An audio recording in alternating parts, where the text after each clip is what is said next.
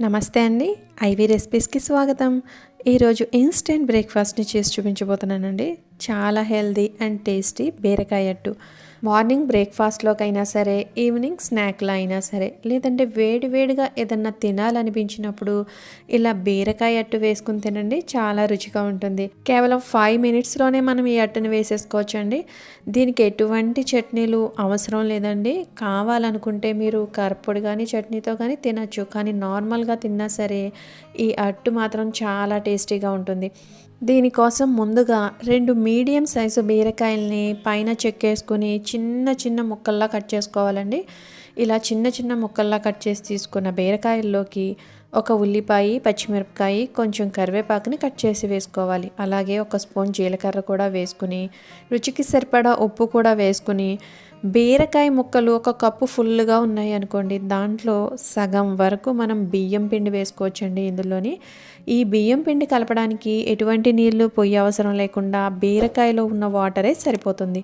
In case బీరకాయలు కాస్త water తక్కువగా ఉండి ఒకవేళ కొద్దిగా పిండి ఎక్కువైనప్పుడు ఇలా పిండి మనకి కావాల్సిన కన్సిస్టెన్సీ రాకపోతే కనుక ఒక 2-3 స్పూన్ల నీళ్లు పోసుకొని మనం ప్యాన్లో స్ప్రెడ్ చేయడానికి కన్సిస్టెన్సీ వీలుగా ఉండేటట్టు ఇలా కలుపుకోవాలి. ఇక్కడ చూపించినట్టు బ్యాటర్ కన్సిస్టెన్సీ ఇలా ఉందంటే కరెక్ట్గా సరిపోతుందండి. ఇక దీన్ని పక్కన పెట్టుకుని మనం స్టవ్ మీద దోశల తవా పెట్టుకుని తవా లైట్ హీట్లో ఉన్నప్పుడే ఈ విధంగా పిండిని వేసుకోవాలండి. చేతితోనే ఈ పిండిని కావాల్సినంత పలుచుగా వచ్చేటట్టు స్ప్రెడ్ చేసుకోవాలి. ఈ తవా గనక మరీ హీట్ ఎక్కిందంటే చేయి కాలిపోతుంది. అలాగే పిండి మన చేతిని అంటుకుని పైకొచ్చేస్తూ ఉంటుందండి. ఇక దీనిపైన కొద్దిగా ఆయిల్ వేసుకుని మూత పెట్టేసి కొంచెం సేపు మీడియం ఫ్లేమ్లో ఈ అట్టుని కాలనివ్వాలి. ఒకవైపు అట్టు ఎర్రగా కాలిందని చూసిన తర్వాత మనం దీన్ని రెండో వైపుకి తిప్పుకోవాలండి. ఈ వైపును కూడా లైట్గా కొద్దిగా ఆయిల్ వేసి మళ్ళీ మూత పెట్టేసి మరి కొంచెం సేపు ఈ అట్టుని కాల్చుకోవాలి.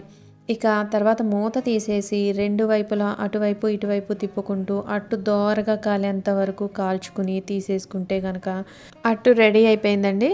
మళ్ళీ అట్టు వేయడం కోసం కొన్ని వాటర్ని చల్లితే ఈ పెనం హీట్ అనేది తగ్గుతుందండి. పెనాన్ని ఇలా పొయ్యి మీద పెట్టి కన్నా కాస్త చేతిలోకి తీసుకుని అట్టుని స్ప్రెడ్ చేసిన తర్వాత పొయ్యి మీద పెట్టేసుకుంటే మనకి చేయి కాలకుండా అట్టు కూడా నీట్గా వస్తుంది. సేమ్ అదే ప్రాసెస్లో అట్లన్నీ వేసుకోవాలి. అంతేనండి. చాలా ఈజీగా సింపుల్గా హెల్దీ అండ్ ఇన్స్టెంట్ బ్రేక్ఫాస్ట్ని ఎలా తయారు చేయాలో చూశారు కదా. మరి మీకు ఈ రెసిపీ నచ్చినట్టయితే తప్పకుండా ట్రై చేయండి. అలాగే నా ఛానల్ని సబ్స్క్రైబ్ చేసుకోవడం మర్చిపోకండి. వీడియోని లైక్ చేయండి, షేర్ చేయండి, కామెంట్ కూడా చేయండి. Thanks for watching.